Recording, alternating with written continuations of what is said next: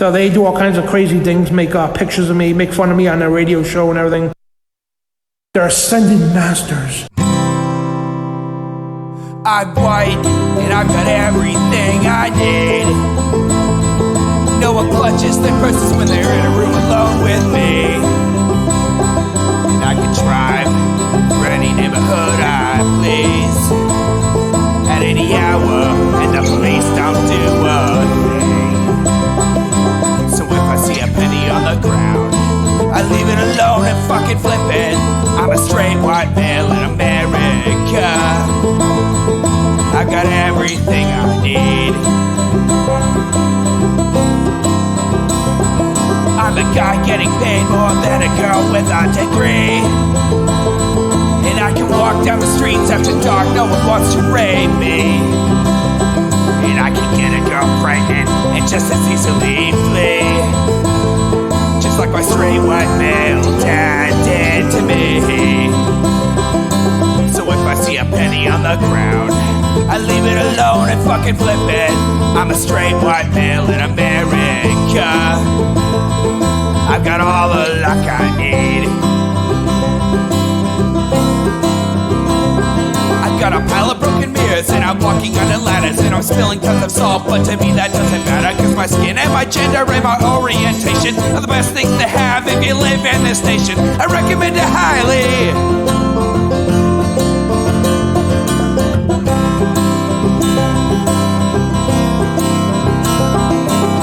If I see a penny on the ground, I leave it alone and fucking flip it. I'm a straight white male in America. I've got all the luck I need. Shit's gonna work out for me, cause I'm a straight white male in America. I've got all the luck I need.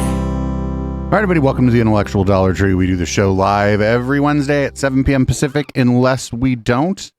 On those occasions, it's because it was 100 degrees here, and I think that will no longer be a thing. So, yeah, you can support this project at Echoplex Media or at patreon.com/Echoplex, or head on over to eplex.store and you can buy some shirts. We have a couple really good ones. We got that limited edition HK Pink IDT shirt. We're going to be getting rid of that at the end of this month. I'm really sad I didn't get it today. It's coming tomorrow. I just checked the delivery. Well, good. You'll have to let me know how the printing on it is. Yeah. Well, fuck yeah. So I'm producer Dave, and you can find me on Grindr. And I'm HK Perrin. You can find me on Twitter at HK Perrin, and you can find me right here on Twitch on my own channel called Sylphweed, which is also my name in the chat, where I like to play games. So if you like watching people play games, especially open source games, which we do every Saturday, check out my channel. That's Sylphweed, Sylph like the mythical creature, and weed like the stuff you smoke. Like the stuff I smoke. You barely smoke it, but actually I barely smoke weed too. My tablet's acting weird. Whatever, I'll fix it during the break.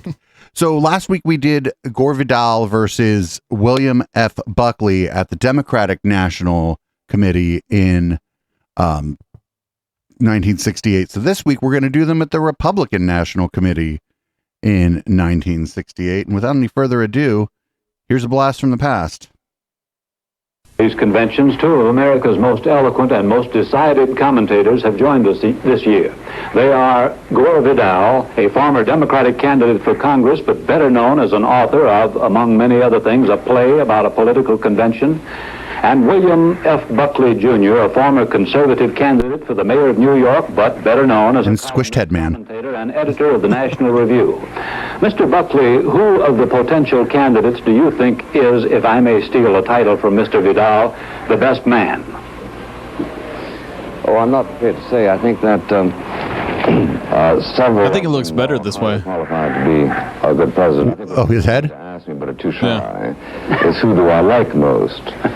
To which my answer is that as a conservative, I am very much fetched by the programs of Mr. Reagan and also of Mr. Nixon.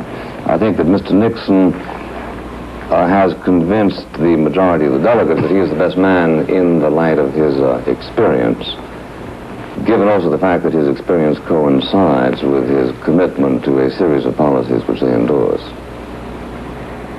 Can Mr. Vidal assess those candidates for us? What do you think of them? Well, I would come, I think, to a very different point of view. To me, none of them is really the best man, with the possible exception of Nelson Rockefeller.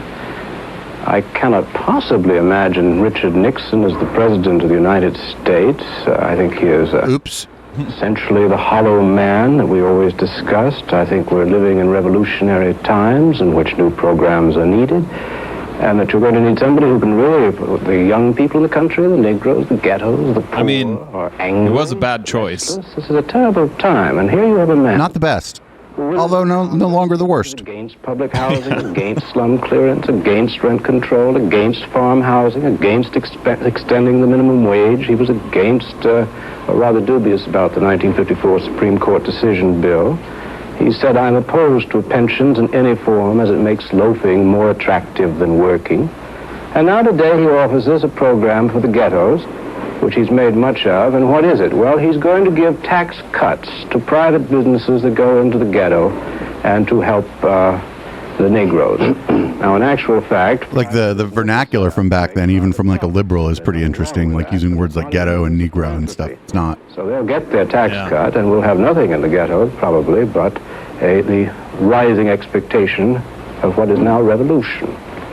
So I would say that as far as Mr. Nixon goes, I think he's an impossible choice domestically. May I comment, Mr. Smith? Please do. Yeah. It seems to me that the earlier... I like the funhouse mirror vision that this is, that this video is. It's just old tape, though. He said that he found himself wondering whether a party that was devoted to the concept of human greed could have a hope to get a majority of the American people to vote for it. Now, the author of Myra Breckinridge is well acquainted with the imperatives of human greed. Well, I would like to say, Bill, if I may say, Bill, what dominates him? Before you go any further, Mm-hmm. I would like to say that if there were a contest for Mr. Myra Breckinridge, you would unquestionably win it. I based her entire style polemically upon you. Passionate and irrelevant. That's too... Oh, no. Oh, so like people kind of harken back for this time acting like it was like super civil, but he just like fucking threw a pretty nasty ad hom at that guy. Yeah. I think it was not civil, but like the way people insulted each other back then is different than the way people insult each other now. So I think a lot of people just like the difference rather than actually liking like any real tangible thing. Now, my point is that the number of people who... Could you imagine if someone said that to Eric Weinstein during one of the fucking things that he's doing, though? He would melt the fuck down. He would be like, oops, what the hell? Oh, hold on. The focus on ridicule. He'd be very upset. Party agree that there are certain ways of doing things which are different from other ways of doing things. For Mr. Vidal to give us the pleasure of his infrequent company by coming back from Europe where he lives in order to disdain the American democratic process and to contemn a particular party as engaged in the pursuit of human greed requires us to understand his rather eccentric definitions. Is it greedy really for people to suggest that what matters to poor people is that they have houses rather than who should build them?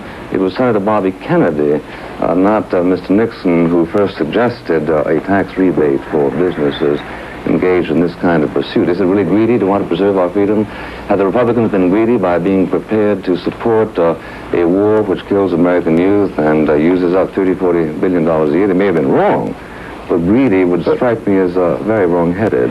But a lot of them probably still back then had like financial ties to like the war machine, just like they do now.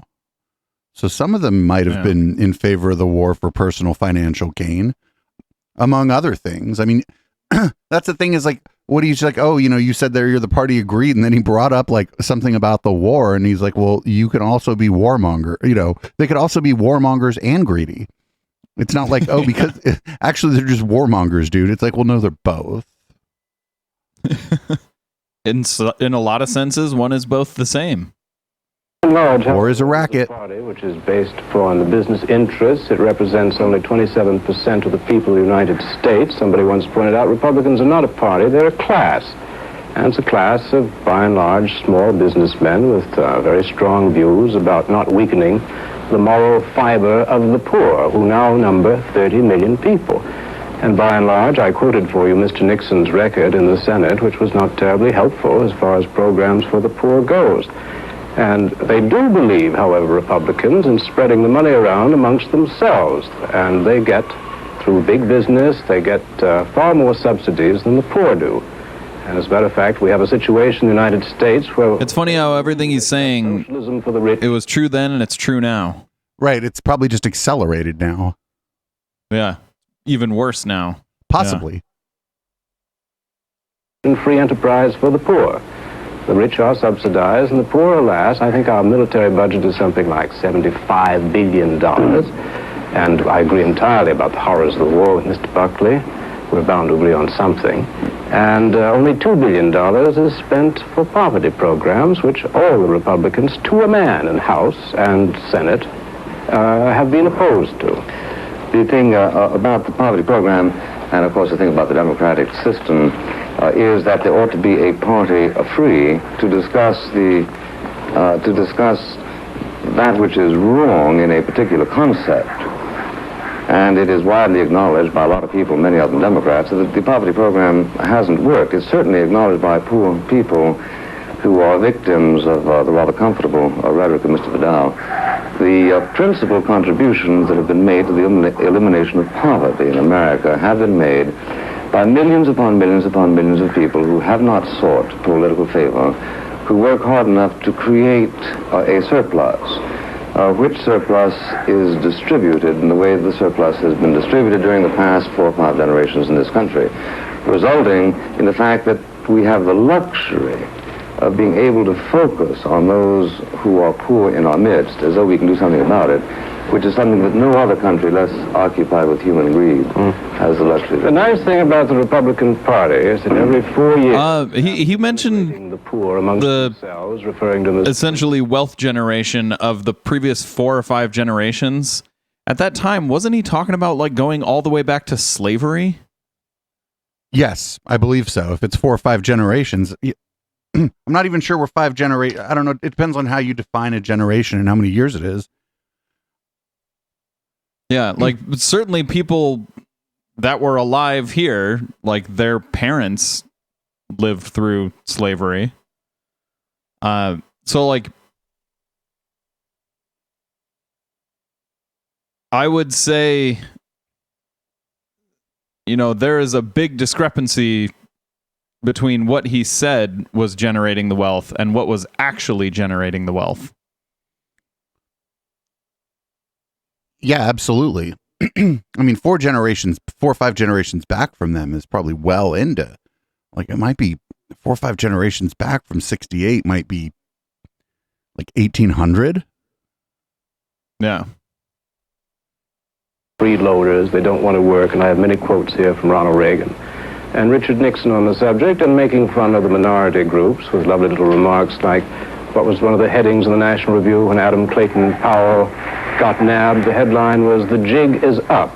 Well, this sort of kind of pleasantry that you get in the Republican Party, I should say in the right wing all over the United States, and then every 4 years you get this sort of crocodile tears for the poor people because they need their vote. Well, I don't think that they're going to vote for any of your candidates unless by some terrible accident the Democrats get split hopelessly at Chicago, which could well happen, and Eugene McCarthy's people not vote. In which case, I think that Richard Nixon might very well become the next president, and I shall make my occasional trips to Europe longer. Yes, I think a lot of people hope you will. Yes, Bill. As a matter of fact, Mr. Arthur Schlesinger, Jr., who's a member of your party, not mine, reminds you of your promise to renounce your American citizenship unless you get a satisfactory party in November. But that isn't quite what I said, Bill. However, now, Bill, that's not quite what I said. I said it would be the morally correct thing to do if the war did not end. But I can behave as immorally as the Republican. I can believe that. You make the Mr. It's like I could behave immorally. A mistake of distorting my remarks, my presence. My remarks are not interesting to a national audience, but when we discussed I think that's true. That's true, Bill. Well, I'll try to interest them. Yes. When we discussed the jig is up with Adam Clayton Powell, Jr., the point precisely of that editorial was that Mr. Powell's invocation of the fact that he was a Negro, in order to immunize him from anything, to immunize him from committing libel, to immunize him from stealing the money that his wife didn't earn, to immunize him from a complete contempt of the proscribed procedure of the House of Representatives, was not a satisfactory argument that was represented. Now, it is quite true that Reagan is capable of talking about freeloaders, so am I, because there are freeloaders. It is one thing to say that a society ought to concern itself with the plight of its poor. I think the Republican Party is saying that. But it is quite wrong for any party to fall into such demagogic length as to suggest that everybody who is poor simply because he cannot find work. Well, that is often, however, a Republican line. And can I bring up a little thing based on what he's saying here? Sure. A lot of people talk about freeloaders as if like having more freeloaders means you have a bad society. But I would say that probably the opposite is true. The more your society allows for freeloading, like in the sense of like you don't have to work to be able to live, the better your society is. Because a lot of people, if you give them time to just do whatever they want, like they don't have to work to survive, they're going to go back to school and get a good education, like a better education, and then they're going to develop something new. Or a lot of people, if you give them time, will just start working on something that they like and could end up turning that into a business. So I feel like it's mostly on the political right, but also on the political left in America. There's a demonization of people not having to work to survive. And I think that's fucked up. People shouldn't have to work all the time to survive. Maybe if they have to work at all to survive, it should be a reasonable amount of work. And I mean, not for nothing, they only demonize you if you're not working, if you, like, say, aren't from some kind of family dynasty where you're not working because your family has so much goddamn money that you're just always on vacation. That's true, yeah. If you're freeloading but you're rich, you're A-okay. Right, private freeloading is fine, public freeloading is bad. And yeah, you're right. The other things that people would pursue, they'd pursue art, they'd pursue music, maybe personal fitness. People would pursue all kinds of things that take up your time. They just aren't always necessarily going to generate monetary gain, but that doesn't mean those aren't worthwhile things for people to do. And I think it would make capitalism better too, because someone who wants to buy the labor of someone else would have to pay them enough that it would be worth this other person to give up their free time to give them their labor, you know? It would make getting a job, you'd have to be incentivized a lot more to get a job, so these businesses would have to treat their employees very well.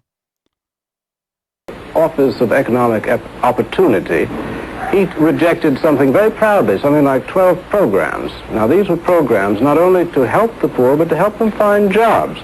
Meanwhile, with several denunciations, which we would like I'll quote you, on freeloaders, on welfare, and how it encourages immorality and divorce. I assume he was on unemployment insurance when he divorced Jane Wyman. And I suppose it is a wicked thing that people don't have money, but in actual fact, in California, those who are on those rolls, it's a well-known fact that wealthy people never get divorced, right? So about 95% might have been helped by the Office of Economic Opportunity. And he rejected, very proudly, he has the #1 record of any governor in the United States for that. Though you did mention at the time in one of your columns that Pat Brown also rejected several of their programs. Mm-hmm. You were wrong. Yes. Indeed, Pat Brown never rejected one. Well, you're saying that I was wrong doesn't necessarily make it so, but Mr. Vidal, Mr. Vidal's problem is, I suppose, best exemplified by the fact that the American people in whose behalf he speaks, with occasional eloquence, seem to be able to get along very well without him. It was Mr. Reagan who notwithstanding the fact that, like the Republican Party, he ran on a platform advocating human greed, won the Democratic contest by 1 million votes, all of them Democratic votes, since it was required to have 1 million votes. But I think the figures. Now, this being the case, it seems to me that they either are transcending your analysis, or else they're so dumb. But Bill, they don't benefit from your if I may purity. say so, the electoral process often makes great errors. I think you would agree, according to you, it's made nothing but errors since 1932, with a sort of 8-year interregnum of a man that you didn't much admire. In fact, you criticized Richard Nixon for his unctuous love and attention of the great general. I think unctuous was a rather good word. Yes, but I can account for those errors. I can account for those errors other than by using these neurotic terms that you are so fetched by. I say the Republican Party is here to do a responsible job. To suggest that they are here simply as an instrument for the exploitation of the people is to engage in a diseased kind of analysis, which increasingly Mr. Vidal finds to his liking. But fortunately, it's not a national concern. Perhaps the Republican Party should have a platform on how to deal with Vidal. If absolutely necessary, I will write it for them. But meanwhile, I wonder what they're going to do with Reagan. I'd be very, very nervous. You have written lately of your intimacy with Reagan and with Nixon, and that you've discussed the Vietnam War with them, and that you are satisfied with their positions. Since you're in favor of the invasion of Cuba, since you're in favor of bombing the nuclear potentiality of China, since you're in favor of nuclear bombing of North Vietnam, I'd be very worried about your kind of odd neurosis. I would more like neurosis being a friend of anybody who might be a president. If I were one of the candidates, I would say, Bill Buckley, don't stay home. I would be very worried, too, if you had such a grand guignol view of what it was that I've advocated. I've never advocated the nuclear bombing of North Vietnam. You have, and I'll give you time and place if it amuses you. Well, you won't. I will. Because I know why. The nuclear bombing of Red China struck me as it struck John F. Kennedy as a viable proposal in midsummer of 1963. I advocated the liberation of Cuba at the same time that Mr. Kennedy ordered the liberation of Cuba. You were in favor, Bill, if we don't mind. No, wait a minute, don't duck away from the record. You said we should enforce the Monroe Doctrine and invade Cuba, the sooner the better, in your little magazine whose name will not pass my lips, April 1965. You favored bombing Red China's nuclear production facilities the 17th of September 1965 in Life magazine. And you suggested the atom bombing of the north of Vietnam in your little magazine, which I do not read, but I'm told about, the 23rd of February, 1968. So you're very hawkish. And now, if both Nixon and Reagan are listening to you, I'm very worried for the country. Man, this was before the internet, too. Imagine just being, like, having, like, kind of knowing what the guy's going to say, and then having, like, the receipts, like, before the internet. It's difficult stuff. To me, that the Republican Party has shown a record of greater sobriety than Mr. Vidal, who boasts of not reading something which he is prepared to misquote in the presence of the person who edits it. Now, Bill Buckley, if the quotation is exact... We know that your tendency is to be feline, Mr. Vidal, but just relax for a moment and take it very simply on this. I have not advocated, I'm not horrified at the prospect. Well, I just quoted who you said what you're back. And where. Now, are you saying you didn't say I am saying that I didn't say that you're misquoting. I lost video there for a second. We're recording the podcast. If things go wrong, please don't talk about them. That's right. And about the human greed of everybody in the world except yourself. And then tomorrow I'll what Mr. Vidal thinks about the Kennedys. Good night, and let me tell you. Excuse me, gentlemen. It's been very enjoyable hearing you articulate 2 points of view that will be heard in 2 conventions in this month. Thank you very much indeed. I think I detected some unfinished lines of thought, and we'll have time to follow them through tomorrow and tomorrow. I don't know if that was pleasurable or whatever. I was actually a little frustrating for me at points, listening to them talk past each other and talk over each other. Yeah. That happened a little less than in modern debates. Modern debates, I feel like, are a little more chaotic. Definitely. But not by much. Did this happen before the one we watched last week or after? Before. Okay. So this was their first debate, and then last week we watched their second debate. Our series of debates, yeah, because the RNC happened before the DNC in 68. Okay.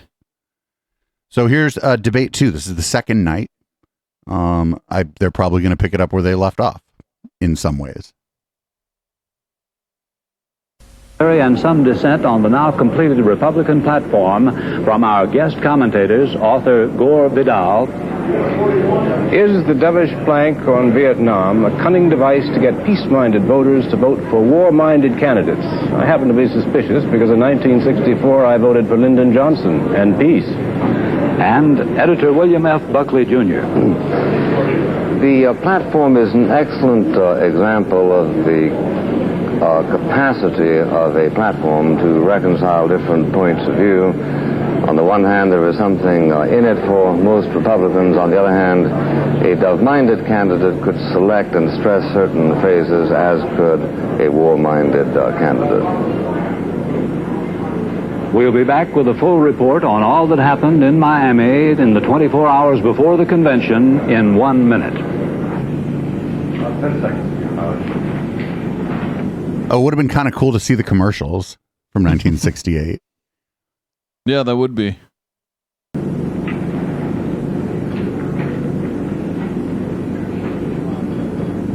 Hey, you're on, dude. You're on. The Republican platform, completed early this morning and issued today, says that the Johnson administration's Vietnam policy has failed in every respect, and the Republicans now offer what is called a positive program for settlement based on self-determination, a course that will enable the South Vietnamese to... I wonder if that was like but the tape catching up to live right there? Or Oh, I don't know. surrender. Mr. Vidal, is that an adequate statement of what has to be done about Vietnam? Well, I think Mr. Buckley said it rather wisely at the top of the program, that this was a plank on which both a dove and a hawk could run or take off from, to complete the metaphor. And I think the two principal candidates are, of course, Richard Nixon, obviously, and as an alternative, I see Ronald Reagan. And I would like to, as a public service, if I may, very briefly go through some of the positions that each of these men, just quotations that they have made, because I'm genuinely puzzled as to what they would do about the Vietnam War, and I think most people are puzzled, and certainly the platform hasn't been much help. Now, Ronald Reagan, I have 5 statements here that he's made in the last 5 years. The first is, peaceful coexistence is dangerous folly. That's the 7th of November, 1963. Shortly thereafter, on the 15th of October, 1965, he said we should declare war on Vietnam. We could pave the whole country and put parking strips on it and still be home by Christmas. A nice metaphor. Yikes. Then, in the 1st of April, 1967, he favored... He said that was Ronald Reagan that said that? Shortly thereafter, on Yep. the 24th of June of 67, he said, we have the power to wind this war up fast. I think we should use it. Now this year, 25th of March, in U.S. News and World Report, Governor Reagan said maybe the enemy ought to have some unrest in some corner of his realm to worry about, which sounds a bit like adventurism. He then said in the same article, quote, this policy of accommodation asks us to accept the greatest possible immorality. So he's against coexistence with them. And then finally, just a few weeks ago, he said the war in Vietnam must be fought through to victory. We have been patient too long. And just a few days ago, he said that Lyndon Johnson was trying to fight the war too cheaply. Now, I'd like to ask Mr. Buckley, who is a friend of Ronald Reagan and has talked to him about the war, what will he do? Will he use ultimate weapons, or will he accommodate with the enemy? Well, I think that Mr. Reagan has made it a lot more clear than, for instance, President Johnson has done, concerning whom one could very easily produce a series of statements concerning the Vietnam War, which are, to say the least, at least as confusing as these. I think Mr. Reagan has been pretty well clear that he is prepared to leave alone any country in the world which itself is prepared to leave us alone. I remember his remarking his enthusiasm for a formulation by Senator Fulbright. That is literally not what he said. 1966. Well, and also, like, leave us alone. What did the fucking Vietnam start shooting at us? Like, what is he talking about? Yeah, like that's the opposite of what Reagan said. So I don't know where he's getting that idea from. Pulling it out of his ass. Like, I mean, that's not a new thing, I don't think. Yep. In a highly quoted speech, however, the United States may despise as obnoxious the internal doctrines of any particular nation, we have no right to attempt to control or extirpate those doctrines unless there is an effort being made to export them. And this precisely captures the spirit of Mr. Reagan's foreign policy, and for that matter, my own. So that I think that. So wait, he went from saying this in the Republican convention to saying he would be open for nuking Vietnam in the Democratic convention. Well, no, Vidal read him saying previously in what he called his little magazine that he would do that. He didn't say it. Oh, okay. Okay. He only wrote it in his little magazine, and Vidal brought it up. So before this, then he said he would nuke Vietnam. He didn't say that he never wrote those things. So, yeah, I have to assume that he did write those things. So he's just lying again. Yes, of course. Whether or not during the past few years, the great hallucinations under which we have been persuaded that there is in fact a politics of convergence, whether those are dangerous hallucinations, and this is really what the Republican Party, I think, is here to talk about.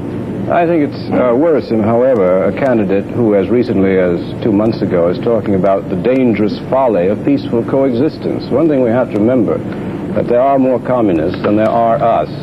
We are a minority in the world, and I would think that a militant hawk who would like to embark us on other foreign adventures like Vietnam would be a very dangerous person to have. And apparently Mr. Richard Nixon is in agreement. An obscure statement of his, which is extraordinarily dovish and to my mind very sensible. In October of '67 in Foreign Affairs, he said, serious question whether the American public or American Congress would now support a unilateral American intervention even at the request of a host government. So apparently I would say that Nixon was going to have an extremely difficult time were people, pressures in his party, leading him into foreign adventures on the Vietnam. Mr. Buckley, well, I don't think any Republican, at least none that I can think of. This is a problem that Mr. Vidal will face more intimately in Chicago. I don't think any Republican is daunted by the mere fact of numbers. There are far more communists in the world than there are Democrats, far more than there are Americans. So far as we can tell, of course, the communists don't go in free elections, so it's difficult to stipulate the popularity of their regimes. But our force in the world is based on a leverage which is one part moral and one part technological. On these we rely very heavily. If I may make a point there, that if we have absolutely no moral right to be in Vietnam, I'm afraid we haven't got time to go into that in great detail, but we have absolutely forgot all morality when we did not live by the Geneva Accords. We have about 30 seconds. Can Mr. Buckley have those 30 seconds for a rebuttal?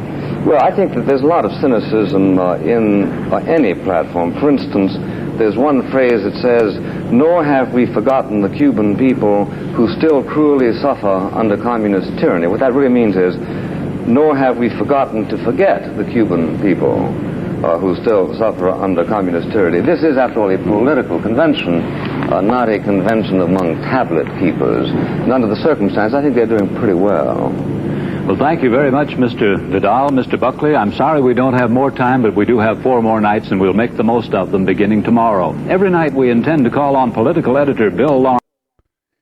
So that was that was kind of interesting. Just like listening to Buckley tell the same lies that he was about to tell, like the following, I think it was a couple weeks later that the Democratic National Convention was. It's bizarre. in a way, listening to Gore Vidal bring the receipts about what this guy has written, and then have him go, well, that's not what I meant, or whatever. Yeah. He, like you said, he didn't even deny it. So, like, he just got caught lying. So weird. So weird. So we got debate 3. This is part 1 of 2. I think this is split into 2. This is probably like old YouTube before you could put up videos more than a certain length.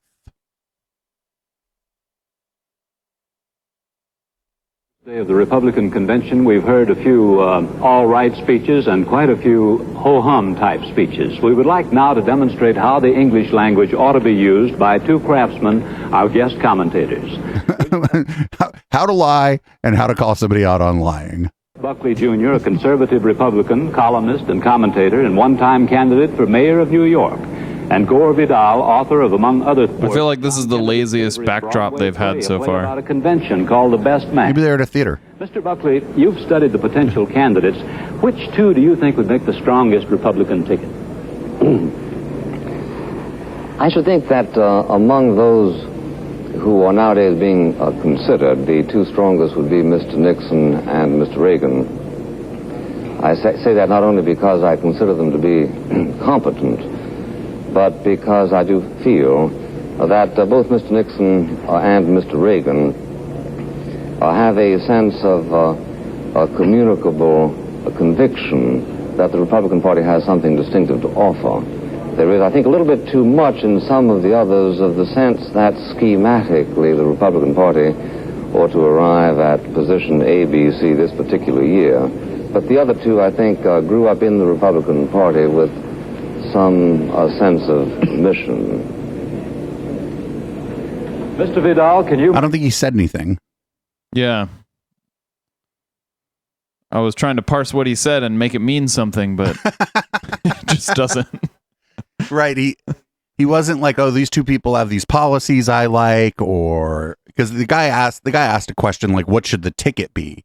Not like, who are the 2 front runners? It sounded like he answered the question, who are the 2 front runners? Not what should the ticket be, because it's almost never shakes out. And I don't know if it was different, pushing 50 years ago or pushing 60 years ago, actually, if it was different then, but I don't think it was. I don't think that the front runner tended to pick whoever came in second, because they ended up going after each other probably during the primaries.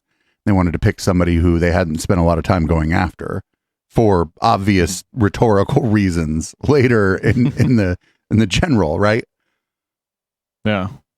Like in 2016, the smart move for Hillary Clinton probably was to pick the second place person, Bernie Sanders. But then she would have to deal with, oh, you said this about him, and you said this about him, and you said this about him. Why did you pick him as your running mate? And that's sort of the way that it's sort of bad, kind of, because if you want to win, you would think that you would pick the second most popular person in your party, according to the election, but it never seems to shake out that way. I think it worked out really well when Biden picked Harris, though. And like, there were some of those accusations of like, well, you said this to Biden or you said this to Harris. But like, a lot of that was answered with basically like, yeah, we can have disagreements and still be good candidates in the same party. Right. But she also wasn't second. Like, she did quite poorly. Most of his time was spent dealing with one Mr. Bernard Sanders. And I feel like that rhetoric would have been more useful, possibly against a Biden Sanders ticket. Yeah. I think definitely Sanders was ahead of her, and I think Elizabeth Warren was ahead of her. I think almost everyone was ahead of her. I would agree that both of them would have made better picks. Maybe, or rhetorically, maybe not. We don't know. Those are counterfactuals. We don't know what the results would have been, but true. It's almost never that the second place person gets picked. Yeah. It's almost always someone who wasn't running. Yes. Yeah. Someone who's at least liked politically, but wasn't involved in the race. Yeah. So it was kind of out of the ordinary for Biden to pick one of his primary opponents at all. Yeah. The onerous effort of hypothesizing yourself a Republican for just a moment and saying which two you think would be strongest if you wanted to win for the Republicans? Well, that's quite easy for me, since don't think of myself as a Democrat either. I would say that watching the convention this morning, it became quite clear to me that John Wayne and his daughter would be the ideal ticket. Oh, shit. But thinking Hey man, you didn't live to see it, dude. You didn't live to see the functional equivalent of John Wayne running the fucking country, dude. George W. Bush thought he was John Wayne, but he wasn't. Almost nobody's as big a piece of shit as John Wayne.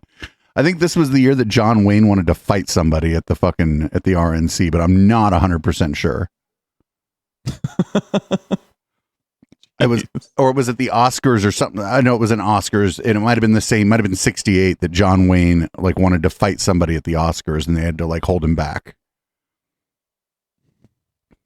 I would say that if Rockefeller and Percy were a ticket, they could certainly do very, very well in picking up a great deal of disaffected Democratic votes, particularly if McCarthy should be spurned in Chicago, which may very well happen. I could see about half of the young activists of the McCarthy movement coming out for Rockefeller and Percy.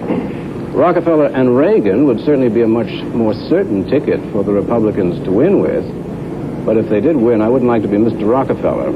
Somebody from Orange County might speed up the electoral process. So all in all, I would say that Rockefeller was the best man for the independents and Democrats that might vote for a Republican. One of the conspicuous features of this convention has been the way all the Republican leaders have played down ideology. There have been no floor fights, none are scheduled. The platform wasn't really fought over. This is good perhaps for winning votes, but it does blur the rationale of the Republican Party. Mr. Buckley, what does the Republican Party stand for now? Is it in flux or what? Yes, it is in flux. Actually, all political parties should be, to a certain extent, in flux. The question is whether or not the Republican Party believes strongly enough in a series of convictions to convince a lot of voters that there is inherent in the Republican view of life a certain stability which is associated with the growth of the United States. Now, if I may say so, Mr. Smith, it's extremely interesting and extremely lively to sit by and watch professional critics of the Republican Party burlesque people whom the Republicans themselves tend to like. You may have forgotten that a few moments ago we were treated to Mr. Gore Vidal, the playwright, saying that after all, Ronald Reagan was nothing more than a, quote, aging Hollywood juvenile actor. Now, to begin with, everybody is aging. Even you are, Bill. You are, Bill. Yes. Yeah, so perceptibly before our eyes. That adjective Oh, no. anything extraordinary to the human understanding. Then he said Hollywood. Now, one was either acted in Hollywood during the time Mr. Reagan acted, or one didn't act at all. Mr. Vidal sends all of his books to Hollywood, many of which are rejected, but some of which are grind out in film. But wait a minute. Aren't most books rejected for being turned into a screenplay? Yes. You could have a very successful book and shop it around and nobody wants to make it a screenplay just for whatever reason. Too hard. The book has too much internal monologue of the characters. And so that makes it a little more difficult for film. Literary works and film are actually different art forms. And what's going to work in a literary art is not always going to work in film. So the idea that this guy's books, which did quite well, weren't turned into movies, that's not really a dig at him as an author, because he's not writing a screenplay. Yeah, that's why film adaptation is a thing and not people reading from a book. Right. And like I said, maybe his books, for whatever reason, weren't easily adaptable to a screenplay. And so that didn't happen. And then he just got to count his book money and not his movie money. I'm also very interested to understand how William Buckley thinks that this is related to what the Republican Party stands for. You can tell these two people don't like each other. Right? On a personal level, they don't like each other. Yeah. They would not, Like, they'd be probably polite if they were at the same dinner party, but I also get the feeling they wouldn't be at the same dinner party, right? Yeah. They travel in different circles and whatnot. So I think that that's on full display here, and that ain't never going to change. Like, if people don't like each other and they're up to debate what somebody thinks are serious issues, they're going to take personal barbs at each other because they don't like each other, and that's what fucking human beings do. But he could have at least answered the question first. Like, he just entirely dismissed the question. Yeah, Gore Vidal answered the last question pretty well. He's like, I think that if they did Rockefeller and Reagan, that they would probably win. That was the answer to the question that was asked. And this guy, he's like, he was talking about Hollywood, but the crux of what he was saying about Reagan is that he's a juvenile who's aging. That he's saying that he's immature, that he doesn't seem to have grown up, that he seems to be, you know, infantile or childish in some way, not that he's a Hollywood actor. Yeah. He called him a juvenile actor, which is presumably to be distinguished from an adult actor. Now, my point is that if you play this sort of a game, you can say, look, I don't think it's right to present Mr. Gore Vidal as a political commentator of any consequence, since he is nothing more than a literary producer of a perverted Hollywood-minded prose. Now, Bill, I think this kind of announcement for a very simple reason. Like, what are you talking about? This was a person who was, a lot of his writing, he wrote more than books. They're talking about his books had sex in them. And anytime he brings up like perverted and stuff, it's because this was an out gay man in 1968. That's what that's about. Mm-hmm. And it worked in 1968. It still works today in some circles. So if his books included sex, well, books can include sex. If they're about people, people have sex. One might argue that we wouldn't be here if people didn't have sex. I mean, that's the easiest argument to make. I mean, now we have ways around it, but for a pretty long time in our history, there was really no other way, you know? Now, Bill, if I may say, just as I think ABC has the right, idea, Bill, just as I think ABC has the authority to invite, I'm almost through. No, you're not, in every sense. Let Mr. Buckley finish this sentence, then Mr. Vidal, I assure you time to refute it. That ABC has the authority to invite the author of Myra Breckenridge to comment on Republican politics. I think that the people of California have the right, when they speak overwhelmingly, to project somebody into national politics, even if he did commit the sin of having acted in movies that were not written by Mr. Vidal. How about Mr. Vidal's answer to that now? Well, as usual, Mr. Buckley, with his enormous and thrilling charm, manages to get away from the issue toward the comedy. He's always... Oh, shit. He agrees with you, HK. Also managed to throw in a couple barbs about the guy's, like, fucking charm. He's absolutely not charming. That, like, faux, like, you could tell he's like, Buckley is, like, forcing what we now call vocal fry. Yeah. Tucker Carlson is very famous for it. Does very much the same thing. In fact, this guy and Tucker Carlson are very much alike. Right, I think, and almost always in the wrong. And you certainly must, Bill, maintain your reputation as being the Marie Antoinette to the right wing, and continually imposing your own rather bloodthirsty neuroses on a political campaign. In the case of Ronald Reagan, I said he's a juvenile actor in the sense that that was pretty much what he was cast as a presidential candidate, which is, after all, what we're talking about. And since it is our country, to think that a man who, as of yesterday, was saying that the administration is trying to pour down our throats what might have been good medicine during the days of the Depression. But he said, the patient got well a long time ago. That means the United States. This will come as news to the 30 million poor people. It will come as news to the people in the ghettos.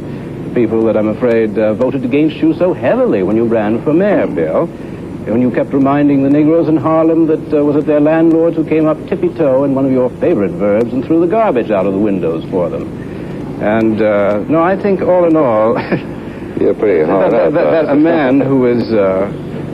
has finally said, as of yesterday morning, Ronald Reagan says the only function of government is to get out of our way and leave us alone as much as possible. Now, on this occasion, I'm afraid I have to agree with William Buckley, the distinguished thinker. I believe that is the function of outer space. Right. Because if it were to not leave us alone, we'd be dead. From you. I have a treasury here. Today, as never before, the state is the necessary instrument of our proximate deliverance. As usual, in your slightly Latinate and inaccurate style, but you do feel, as most of us do, that the state must have some responsibility for what happens in the country, and now you have a Ronald Reagan whom you approve of, who does not want to use the federal government to do anything at all. Mr. Smith, I confess that anything complicated confuses Mr. Vidal. This has been plain for a very long time. He has a great difficulty reconciling even axiomatic positions concerning political philosophy. But I was invited here and am prepared to try to talk about the Republican convention. Yes. But I maintain that it's very difficult to do so when you have somebody like this saying... But wait a minute, you were asked a direct question the last time and you just didn't answer it. Like the moderator was like, okay, time to move on to the next question and ask the question. And then you, Mr. Buckley, were the one who couldn't answer the question and had to attempt to, and I do mean attempt to, insult your opponent, which you're not good at and you shouldn't be doing. It's not that insults are bad, it's that you have to be good at them for them to be effective. Yep, I completely agree. And now he's literally complaining about it. He's complaining, but I'm not good at insults. Oh man, it's like I'm dealing with people on a daily basis who are just happy to smear me dishonestly. Yep. Nixon, who was about to be nominated, I gather, from listening to you, he is running for no, quote, discernible purpose other than his own best interest. Now, what does that mean, discernible? I'll tell you. Would you like me to tell you what it means? No, not till I'm... Okay, so we'll get to part 2 here. Got cut in a weird place, but I think they were just trying to make sure they were under 10 minutes, old YouTube rules and stuff. So here we're back. Yes, he has won every single primary contest that he entered. He is shown to be a heavy favorite in every poll conducted among Republican voters and independent voters. I have no doubt that he would lose some Democratic elections if the vote were limited to waspish Democrats who like to live out their life in Rome. Undoubtedly he would fail. But why does he say no discernible political interest? Except presumably because he likes to be naughty, which has proved to be a professionally highly merchandisable vice. Not unlike your so public vices of equal wickedness, Bill. No, I have no public now you say that for no discernible reason is he's running. Well, I'll tell you why I'm dissatisfied with him, and I think most of the country should be somewhat alarmed. He has no position on Vietnam at all. This is a major issue in the United States. It's a major moral issue. It's a major economic issue. What does Nixon say on this? Well, he wants to have a summit with the Russians. A hard-hitting summit meeting, he says. This is incidentally the candidate the Russians most detest.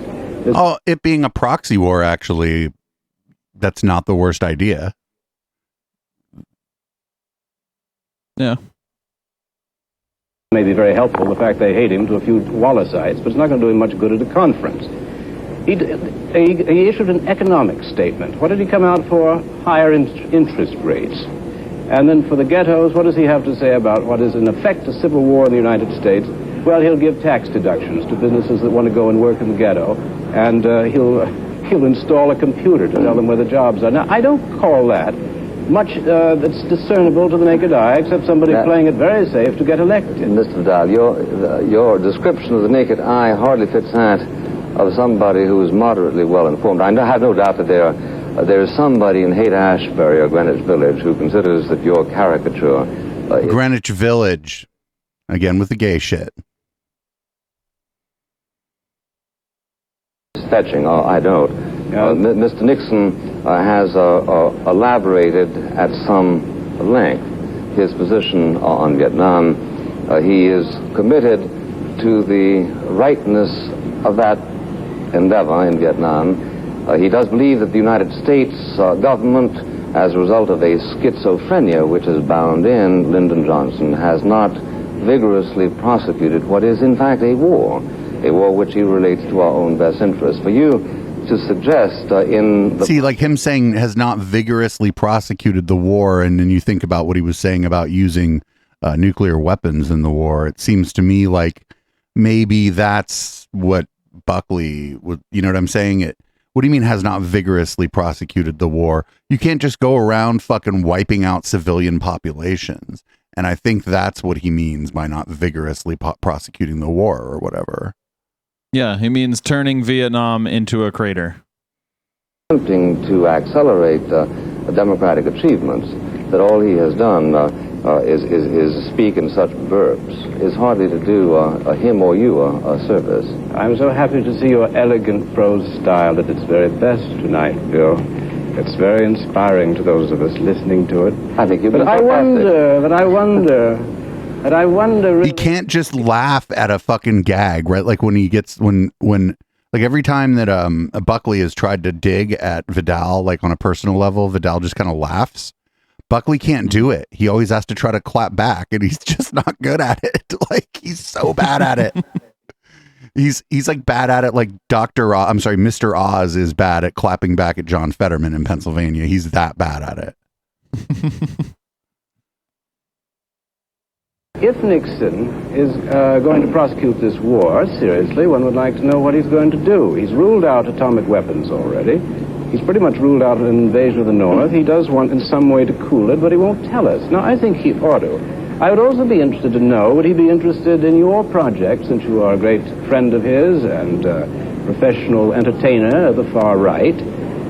Does he favor your plan for bombing North China? The nuclear capacity of the Chinese in a very moving piece. You know what's amazing is they had no idea this was going to happen, but one of the good things Nixon did was to normalize our relationship with China while he was the president. Yeah. Like you said, he wasn't the worst. No, Reagan seems to have been. Yeah. A blow for peace in that magazine I will not... Oh, and he did the EPA too. December 1964. We know that you like nothing to sully your lips. No, you came out... You will eat it first. You came out in favor of history apes for such an act of greatness. That is the bombing of the Chinese nuclear capacity. That's right. In 1965, you came out with the same thing. You want to talk about my background? Go back to the Republican Party and its policies. Dude, it's good to like keep going out. If this guy's going to go after Vidal on like basically stuff, he's like, he basically goes after him for being like a socialite or whatever is what I'm hearing him go after Vidal for being an author, for being like a city liberal. And Vidal's going after him for being like, why do you want to bomb a nuclear facility? He's not saying it, but like, that's like a dirty bomb. Yeah. Like, why do you want to commit war crimes? Right. Some administration Democrats have said they could accept that Vietnam plank in the Republican platform. They could accept which plank? The Vietnam plank in the Republican platform. Yes, it is an ambiguous plank, and there is no question, but that the war in Vietnam, having been so badly fought, not as a result of any failure in our military, but as a result of a failure in our policy, has led to a great confusion. The war in Vietnam is not justifiable, in the opinion of Mr. Nixon, unless it in fact represents a salient which is armed by the communist world, however loosely spoken of, which is directed against our best interests. It was because Mr. Kennedy and subsequently Mr. Johnson believed that it was, in which point of view every single one of the people who are professionally charged with evaluating America's interests concurred that it was, that we went to war there, but we failed to win it. And the failure to win it has caused a number of developments, not least of which is the domestic turmoil from which Mr. Vidal and his party seek to profiteer. Mr. Vidal, what would you consider a satisfactory plank, briefly and generally, on Vietnam? Well, you're not going to get a satisfactory plank. Certainly not out of the Republican Party. One did not get it, nor will you probably out of the Democrats. Everybody's slightly afraid of the Dove-Hawk labels, and I think the platform of the Republicans is one, as they keep pointing out, anybody can run on it, a hawk or a dove. I think a satisfactory one would be an admission that the American empire has certain very plain limits, that it was an immoral act, our going in there to begin with by not holding the elections, which the Geneva Accords of 1954 guaranteed. We then came a cropper, and we have everybody to thank for it. We have Eisenhower to begin with, mildly, Kennedy a bit more so, and Johnson the super hawk. I'm not at all convinced that Barry Goldwater, had he been elected president, wouldn't have been just as much of an activist. But these empires are very dangerous things He'd have won the to war, possess, as Pericles once pointed out. And once you get one, it's very difficult to let it go. But if we don't let it go, it's going to wreck us economically. We're already in trouble. And it has certainly divided the country at a time when resources should go to the slums and to the poor and to trying to revise an extremely shabby country. Well, the country is not quite so shabby as Mr. Vidal believes. It will be shabbier after the Republicans get in. The figure 30 million poor is, of course, a figure completely at the mercy of largely arbitrary statistics as to what... he's doing the fucking Fox News thing where they say, oh, yeah, well, the poors have big screen TVs. Right? Right, that's what he's doing. They have refrigerators, HK. Did you know that the poor have a refrigerator if they have an apartment? Yeah, therefore, that's the maximum for them. They shouldn't get any more. And the fact that they still talk about a big screen TV, did you know that buying a smaller TV is more expensive than buying like a 65-inch TV now? Because nobody wants the small one. So there's less demand for it. And so they don't make as many and the economy of scale doesn't work. But also, like, my first big screen TV was my parents got a bigger TV and gave me their flat screen. And so, like, I had a big screen TV, I guess, but I didn't even buy it. Like, what if your neighbor gives you their old TV, or your friend, you have a friend who got like a big bonus at work and they buy a brand new TV. They're like, oh, I noticed when I was at your place last time, your TV kept turning it off. Is it okay if I bring my old one over here so I don't have to pay to dispose it? There's nothing wrong with it. I just got a bonus at work. Like, he's like, it like leaves out like all of this, like this stuff that happens that leaves out like people knowing other people and people helping other people and people giving each other gifts and stuff. And he's doing that. He's like, oh, we've arbitrarily defined poverty. Well, it's like, well, I guess at some point you gotta, otherwise you just don't define it. But it's also like these kind of things, like physical goods like that, they, like, those goods depreciate, the goods that are made, and also the newer goods get cheaper. So as a function of like a percentage of your income that goes towards a big screen TV or a microwave or a refrigerator, that's always getting smaller and smaller and smaller. Like, what really matters is how much are you spending on things like rent, food, insurance, medical care, like the things that the sort of consumerism economy of scale thing doesn't work on. Right. Like, are you okay? So that's great. You had a fat month or whatever, or you got a gift and now you have a big TV, but does that big TV make it easier for you to deal with your month to month expenses? And the answer is no. Yeah. Like you spent $300 on a new TV, but your rent went up $100 a month. Then in 3 months, you've paid more on your new rent than it costs to buy the TV. Right. And yeah, it's like, so like rent and like education, those things have gone so high up as a percentage of income in the past 30 or 40 or 50 years. Like, if you look at how much percentage of income it took to pay for tuition in 1970 versus now 2022, like, it is insane how much those things have inflated. Not inflation as in it costs more because money is worth less, but like it literally costs more. Like, if you account for inflation, it still costs more, and it costs more for the average income because the average income compared with inflation hasn't gone up in that same time period. Right. And That's why we don't factor in how much is a big screen TV when we decide is the cost of living gone up, right? Because it's a one-time purchase. Yeah. And what he's saying here is he's going to say, oh, these 30 million people aren't that poor. I don't know, maybe he's going to say most of them have a fucking refrigerator. If he says most of them have a refrigerator, I'm just going to start breaking things in the fucking studio. Let me just put it this way, that if the same figures nowadays used in constant dollars to produce 30 million American poor people had been used in 1929, then 65% of the American people would have been judged poor by those standards.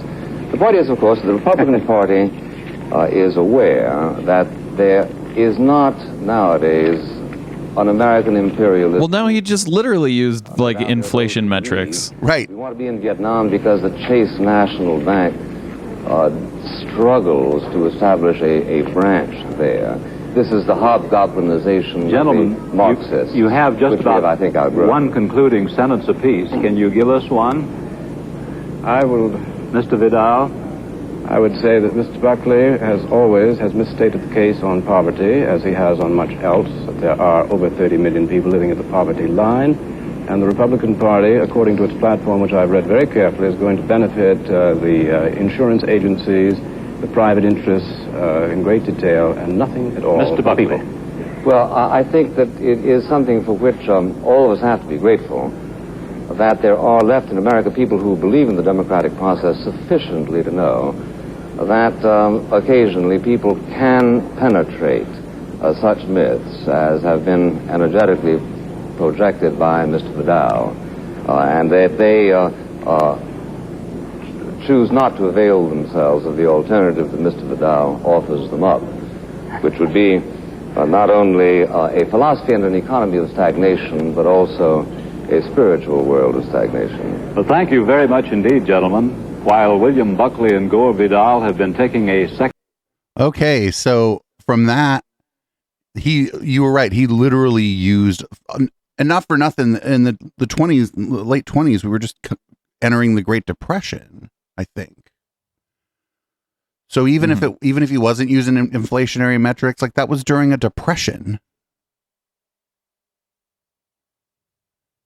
So yeah, that's what a depression is. During a depression, it's people would think that the whole thing goes down. Well, no, the rich actually get richer, and the more and more people fall into the category of poor. That's not what a depression is. That's just the result on a society generally when an economy goes into depression. And so using like 1929 as a metric, well, yeah, then I guess that was like the worst economic time, not just for America, for a lot of the world. The worst economic time a lot of the world had ever seen. And so what a strange year specifically to pick. Yeah. It's like strange. It's like picking 1999 or 2000 to be like, well, venture capital's doing great now. You know, because in 1999, all the people lost their pets.com money and shit. Like you can like selectively pick a time frame and say we're doing great now in comparison. And if you pick 1929, or depending on like where your money was, even if you were like middle class in 1999, if you were heavily invested in technology in 1999, and middle class people got their lunch ate. Or if you pick 2008, 2009, people who bought their house got eaten for lunch. People who had just bought their first house got fucked. So now, people who own houses are doing great now compared to 2008 or 2009. It's like, good job, thanks.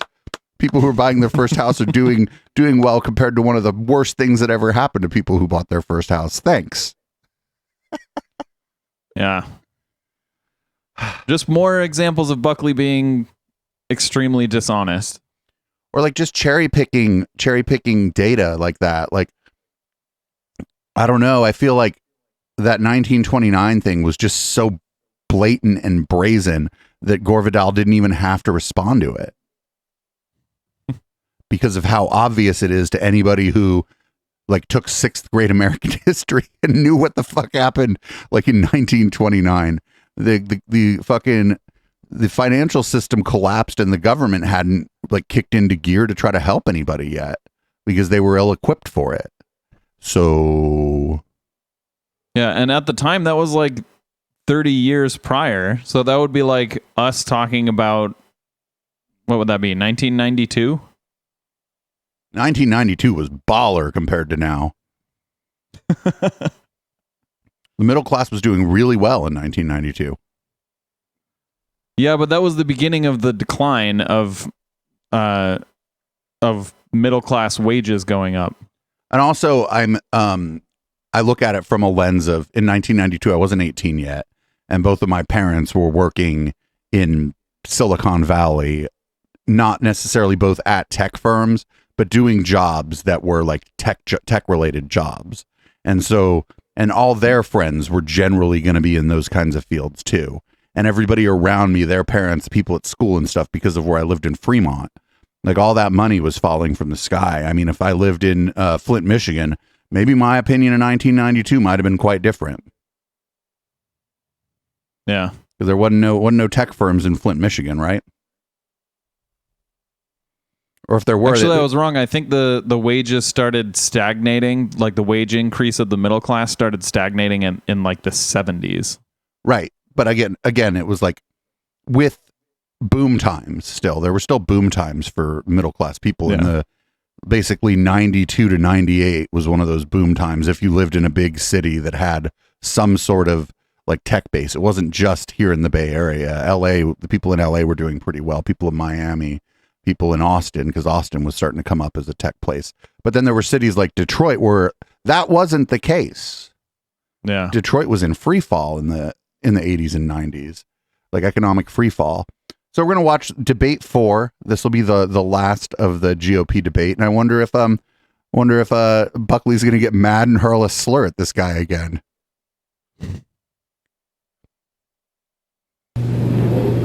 While we wait for the I'd like to call on our VCR to start working. Controversialists. That's a word invented by the BBC in London, and a very good one. I beg them to look beyond the nomination and to suggest... I don't think the VCR was around in 68. Begins, what issues can the Republicans use effectively to win? For example, I'm thinking of the polls today... Or at least not for... There might have been like some kind of magnetic tape, but not for consumers. Oh yeah, for sure there was magnetic tape. Is he not about as hawkish as President Johnson? But the VCR had like some very specific innovations. Buckley, the editor of the National Review, who ran for mayor of New York and said that if he won, his first official act would be to demand a recount. And Gore Vidal, the man, that's a bad joke. Who ran as a Democrat. That's like the I don't want to be part of a club that would have me as a member joke. It's just like a fucking hack joke. And got more votes in his district than any Democrat has got since 1910, but lost. First, Mr. Vidal. Well, it's a difficult... I think any political campaign depends pretty much upon who is... Depending on how you define VCR, it's pretty plain to... it was invented in 1963. So I was wrong. So the thing we're watching was obviously taken from a VCR tape, though. Yeah, it was. Night, unless there's some extraordinary surprise out here on the floor, that it's going to be Richard Nixon. And frankly, I'm sort of puzzled by the man. I mean, he's going to do something on the peace issue. I think he has moved his own position from extreme hawk to, I would say, rather moderate. He's made many sort of loose remarks today, talking about meet with, and we're going to sit down and have a conference. Very unlike the old Nixon. I think one of the things about... That logo is awesome. He once said something very... They should go back to that logo. The best example of a combination of idealist and practical politician is Theodore Roosevelt. The old RNC elephant logo. He would compromise all over the place. And I suspect that really is the kind of candidate he will be. He will adjust himself to the issues, and who knows, he might even be, heaven help us, a good president, though I certainly doubt it. Mr. Buckley? Well, I think that Mr. Nixon recognizes that the Vietnam situation is in flux. The reason why it is in flux, it seems to me, is suggested by Mr. Nixon's analysis during the past couple of years. Namely this, that the President of the United States has not, as a result of a division within his own party, succeeded in coming out with a truly intelligible explanation of what it is that we're doing there and what it is that we ought to do in order to get out of there. Under the circumstances, I myself predict that the Vietnam issue is not going to be a great issue during the campaign, that it will largely be a period comparable to that during the summer of 1952, the Korean period, during which discernible differences between Mr. Eisenhower and Mr. Stevenson weren't really what mobilized the electorate, rather a feeling that one person as distinguished from the other would be able to approach the problem with a fresh perspective and a sense of national energy which the incumbent couldn't dispose of. What other issues are there? What issue do you think can be used effectively? Well, I think two primarily. Number one, law and order. I wish there was a way of saying law and order that didn't make critics say, oh, you're talking about the racial question. Now, I would like to know how to say law and order by other means, but still mean law and order. I'm sure he would love to be able to talk about racism without being accused of being a racist. Yeah, I was going to wait till the end to say this, but it does strike me that in 1968, the moderator of this hasn't seen fit to bring up anything really having to do with what was happening in the country in 1968. Like, it was a tumultuous time. There was a lot of racial problems in this country. And it's striking to me that the moderator hasn't brought that stuff up, and that neither of the panelists have really talked about this the civil rights movement and the blowback after the Civil Rights Act was passed and stuff. That's kind of striking about this. Yeah, significant issue. And one of the problems that we face, and that Nixon's going to face, is this: what do we do about the growth of really mutinous members of the American community? People who say, look, I don't care what the community says, I don't care what the majority says. As far as I'm concerned, I'm going to follow my exquisite conscience and do precisely what I desire to do. Now, these people have got to be faced not only politically, but philosophically. And this is. But if what they're doing isn't illegal, then what the fuck do you care if they're going to follow their conscience in their life? if they're not hurting anyone. Again, I think this is dog whistle shit, I think, for his opponent being homosexual. Yep. I don't know. I can't right. go back to 1968 and read this guy's mind. But it seems some of this stuff seems kind of culture war-y. And at this time, man, Gore Vidal was one of very few public figures who was out and proud, or whatever, however you want to say it. And so anytime he delves into this stuff, I'm just wondering if he's trying to dig at Gore Vidal for being a big old mo. Yeah, I think you're definitely right. Because he's not talking about people committing crimes. He's talking about people doing stuff he doesn't agree with. Right. He was calling it immoral or whatever, saying that they wanted to live by their own morality. But if they're not hurting anybody else, I thought that's what people were supposed to do. This is America, motherfucker. In my judgment, Mr. Nixon has got to elevate into the status of a genuine national debate. Mr. Vidal, what's your comment on that? Well, I think this is, of course, an area in which, though Nixon's own conscience may be indeed exquisite, I don't think he himself is going to be much use. There was an interesting story in the papers tonight. Somebody went into a Southern caucus with a tape recorder, unbeknownst to the caucus and unbeknownst to Nixon. And Nixon said to the Southern caucus, of course, I am against open housing. And I want you to know this. It was a bad decision, I know, but I had to come out for it openly. Otherwise, there would be a fight at the convention. But I want you to understand that. Well, now, open housing, first of all, this is, again, Richard Nixon adjusting to the political realities. And perhaps it would be cruel to say, well, he shouldn't do it. After all, he is a politician. But I don't think that he has any plan at all other than just trying to keep it as cool as possible, because he doesn't come from a party which has, as far as I can think of any ideas at all, his own plans for the ghettos are, I think, one computer to tell people where to find jobs. As for the mutiny in the land, which Mr. Buckley refers to... God, back then a computer would have had a hard time with that, too. By the way, that was the last time that Nixon ever had any sort of trouble involving a tape recorder. there's mutiny in the land. When you have 16 million people in poverty and 16 million people in abject poverty, and these are actual statistics, and when something like only $10 to $11 billion is needed to end it all according to health, education, welfare, I suspect that you're going to need some sort of a program.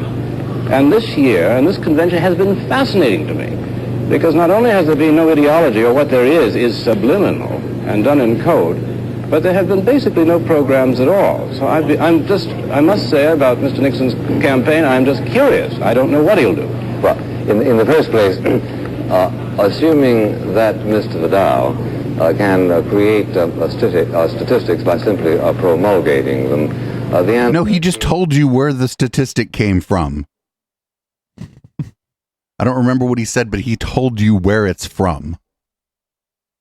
Is that there isn't such a correlation as he suggests. If there are 16 million people today below the poverty level, so were there 4 years ago, and so were there 8 years ago, and so were there during all of those years when we have had a beneficent democratic administration. The point of the fact is that most of the people who are leading the way to mutiny are not the poor. They are the William Sloane Coffins and the Dr. Benjamin Sparks, and it's these people that I think we need to concern ourselves about if we are. Oh my God! He just did the liberal educated elite thing. He was saying that it's not the poor; it's the people he mentioned were well-known kind of liberal educated elites at the time. He just did that thing. Fucking nothing ever changes, dude. Yeah. Future of the democratic experiment. Now, I have no doubt that an effort is going to be made, as Mr. Vidal just finished making it, to assume that there is a dark anti-Negro prejudice implicit in republicanism. It is an effort that has already been successfully made. Let me give you a very brief example. Last night, Mr. Vidal said only 2% of the people who are here in Miami. So wait, here, pause it for a second. Like, he's saying we're not racist, we just don't want black people in our neighborhood. Yeah. That's fucking racist. Right, because it's just a fucking plot of land, and that's just a person. They can actually fucking live there if they want. But I wouldn't want to, I don't know, maybe I don't want to live in this guy's neighborhood. Like, he's whining like, why is everyone calling us racist just because we don't want to be around black people? Again, this is fucking racist. This is in the wake of the Civil Rights Act passing and the party line shift happening in the South, where a lot of the Dixiecrats ended up joining the Republican Party, and a lot of the northern, like liberal on social issues, as we would say, Republicans ended up joining the Democratic Party because they agreed with the Civil Rights Act. This is like in the wake of a massive party line shift in the United States in the beginning, and this is right when the beginning of what we euphemistically call the Southern Strategy started. Mm-hmm. And the Fair Housing Act, right? Right. Well, they were talking about housing a minute ago, and I forget what they were like. He called it fair housing. I forget what he called it, but he was against it. He said open housing. Open housing, and that was like an anti-discrimination in housing position that the Republican Party did take in 1968 as part of the party platform, but Nixon was recorded saying he didn't like it. Yeah, he was saying like Nixon was recorded saying he was against it. This is like a really tumultuous and interesting time in history, and watching Buckley kind of do a little bit of like a racism two-step here is pretty funny. Or Negroes, this is a considerable affront considering that they represent 11% of the American population. I did a little probing into the statistics, and I find out that the percentage of Negroes who registered with Mr. Gallup their preference for the Republican Party is 2.4%, so that they are, roughly speaking, adequately represented here on a one-man, one-vote basis, whereas the Democratic Party, you have 15% of the people who are registered as Democrats representing the Negro population, and yet they have only a 5% representation. Now, just as I think it's wrong for a Republican to say that the Democrats are, by these tokens, are anti-Negro, so I think it is wrong for Democrats to reason oppositely from undernourished statistics.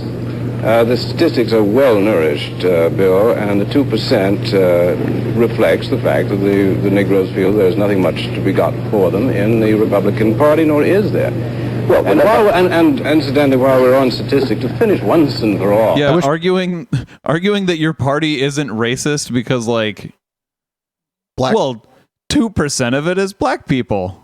Right, black argue basically our party isn't racist, that's why black people don't join it. Is that what like, get the fuck out of here.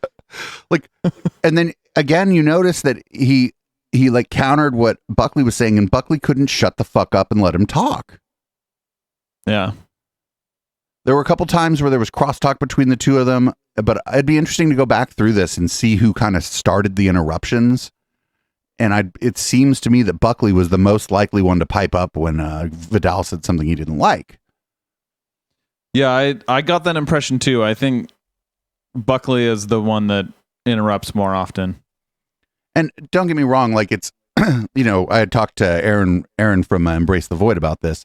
Like there's this other extreme that I don't like, and it's like the IDW crap where nobody ever interrupts anyone. And I don't like that. I think that's bad conversation. I think it's incredibly bad conversation. But, you know, in this kind of format, you're kind of supposed to not interrupt your opponent, and the moderator is supposed to kind of keep everybody's commentary brief so that you have time to like respond to what the other person said. So in this format, maybe interrupting is bad. Or at least interrupting as often as Buckley does. Last night when you contradicted me that whether Mr. Reagan campaigned for Helen Gahagan Douglas, indeed he did, made several radio speeches. You said that... indeed he did not. Indeed he did. And also when he campaigned for Rousseau, the only issue in that campaign, he was a Republican, was that he'd been a member of the John Birch Society. And the other two, contrary to what you said, were not Democratic candidates that he campaigned for, but they were Republican. Just to get the record straight. It was, well, you have not... excuse me, you have not illuminated the record, you have confounded it. I have, absolutely. Now, you must not react to facts. I always react to facts. These are facts, however. Mr. Reagan's position on the John Birch Society is crystalline. It's always been clear. It's crystalline. He has always deplored it. The sharpest critic of Mr. Reagan in Sacramento is the single member of the John Birch Society. Yes, I read Senator Schmidt. No, yes, you read it, but you wouldn't have brought it up. But let's not go into that digression. However, support let's simply ask the Birch this. Society candidate. Well, why? He knew he was one, and this is a man... It sounds as though Mr. Nixon's going to be maybe the candidate, and Reagan is unlikely. I know, but I like Ronald Reagan. I like talking about Ronald Reagan. I mean, after all, we'll be nothing but Nixon. Did you see him get fucking, like, the frustration on Buckley's face when every time Vidal kind of says something cool or funny or kind of, like, off the cuff, and they cut to Buckley, he's like, oh, because he knows he can't do that. When he tries, it doesn't work. It's like if somebody's talking to me and they're like if I debated some super Brett Weinstein fan and they said something and I cracked back at them, they'd be like, oh. And it wouldn't be like, oh, what an idiot. They might be like trying to put that off, but what they're saying to themselves is, fuck, man, I can't do that. Now, what I was trying to say is very simply this, that it is unfortunately a part of the polemical resources of both parties to try to insinuate that the other party is unfeeling concerning something.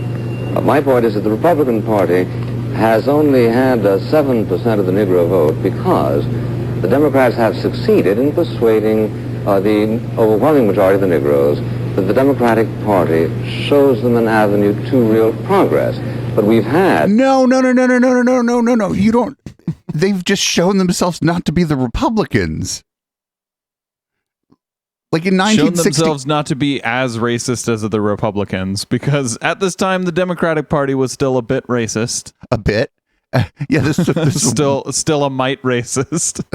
Right. All they had to do was show themselves to not be the Republican Party, and the black folks who are going to vote for them overwhelmingly. Because at this point, yeah, like Like what happened was like literally after the Civil Rights Act passed, all the liberal Republicans, like liberals on race, and by liberals on race, I mean probably less racist, left the Republican Party because the Republican Party was trying to court the racist former Dixiecrats in the South as an electoral strategy. And so everything got fucking mixed up or everything got kind of shifted up and kind of more polarized on race.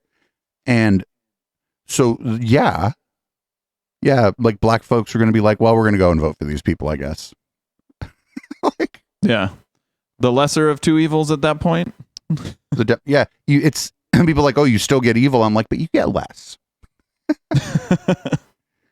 Our democratic administrations, not only in the states but federally, and the failure of them, in fact, to chart a course of true progress, may, in fact, for the first time, have the effect of reawakening an interest in the majority of the Negro community to alternative ways of progress. Those are extra political ways, the kind that Mr. Reagan is engaging in California. Very good, Bill. Very good. I just sort of figured I was like that was like the 1968 version of I Got Nothing.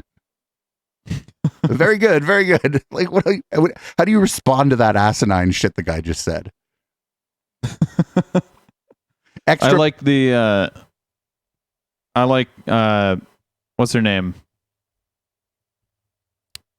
Ross and Carrie. I like their response to it. I'm sure that's all true. Right. Ooh, we might be big enough that we can get one of them on now. But yeah, the guy was just like, oh, the guy running for president should be doing extra political things. That means outside of politics to help black people. And it's like, well, no, they're running for president. That's a political job. You dumb fuck. Like the garbage company should be doing extra custodial things, extra sanitation things to actually help you with your trash. They shouldn't be doing like the picking up of your garbage thing. Actually, they should just be doing like some kind of community outreach regarding garbage. Get the fuck out of here. I have a sense out there that there's a convention going on, and... Does that mean you don't know what to say?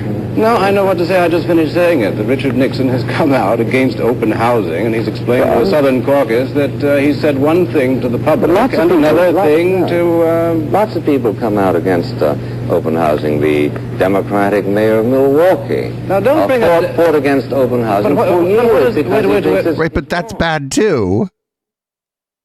Yeah, this is classic whataboutism.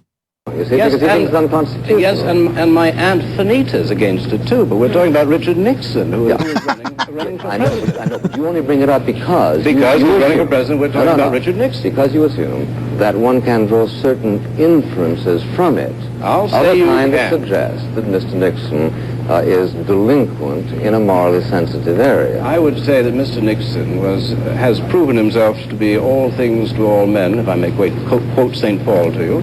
And he continues to do so. And I am disturbed. Why did he lose elections? If he proved that, why did he lose an election? If he proved that he was all things to all men? Come on, why? Because it doesn't. He won the election in the party that is against open housing by, on one hand, saying that he was for open housing, wink, wink, and then going to like little groups of people and saying, actually, I'm against it. No, wink, wink, wink. And that's how did he win the election of the fucking face ripper monkey party? By like advocating for face ripper monkeys. How did he win the what the fuck kind of question is that? Oh yeah, well if that guy's so racist, how did he win the election for the head of the KKK? Like what the fuck, dude? Oh my god.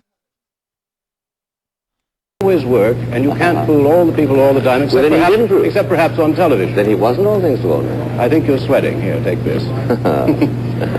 We have a report that Nixon has denied that he made that statement about open housing. I give it to you for what it's worth. Yeah, I'm sure he didn't make it. I'm sure he did make it. So. No, I'm sure he didn't make it at all, but I think one has to remember that... Wasn't there a tape? One thing to simply... Is Buckley denying the tape? Which is pleasing to any minority group, whether it's Catholics about prayer in the schools, or Jews about Israel, or Negroes about whatever. He didn't say uh-oh. What did he mean to say? Because he just kind of mumbled some shit about Jews. I wonder what he was trying to mumble. To promulgate the Vidal Civil Rights Bill of 1968, and then proceed to accuse everybody who voted against it as being anti-Semitic, anti-Negro, anti-Catholic. I must say, an old labor device, unfortunately not totally successful. I must say this is one of the strangest countries on earth that nobody's record ever matters at all. I must say I think the public's memory is about 4 weeks at best, and I say this sadly on all issues. I've tried in the course of... I'm afraid I'll have to interrupt you, but I ask you to meditate on the best choice for a vice president tomorrow, because that's what we're going to be talking about. I thank you now, and we'll be back with more on Miami Day 3, the nomination. I couldn't find part 5 I couldn't find debate 5 anywhere I looked. Darn. Also, we're like well over time, but what I said earlier is it strikes me that it only came up, like race and like civil rights only came up very, very little. And we watched the Democratic one last week and this one this week. And I don't know if it was moderators. I don't know if they were told maybe before this not to get into it about race by like the people who were hosting the debate. I don't know. Who fucking knows? I feel like they would have had to have been, because it was such a big issue in the public then. Right. It was somebody's decision. Yeah. Well, that was crazy because, like, at the end, he's like, oh, you know, every time, you get just calling us a racist all the time. Well, that didn't change either, did it? That's the same shit today. Yep. All right, we're over time, so I'm going to read us out this week. Thanks, everybody, for listening to the Intellectual Dollar Tree on the pod. Make sure you're following the podcast. We will not be watching something from 1968 next week, unless I find something real good from 1968. You can follow us on Twitch, twitch.tv/Echoplex Media. If you want to watch our shows live, we're live every night now, but Monday, Meltdown Monday will be making a glorious comeback soon, just not super soon. And yeah, make sure you check out all of our stuff at echoplexmedia.com, and don't forget to check out our swag shop. That's eplex.store. We have a bunch of great stuff. And make sure you check out the pink HK shirt while it's still there. It'll still be there for 16 more days. This is Boomers by Periscope. I'm going to change the color of the lights, change the contents of my beverage, and we'll come back and watch something modern and infuriating.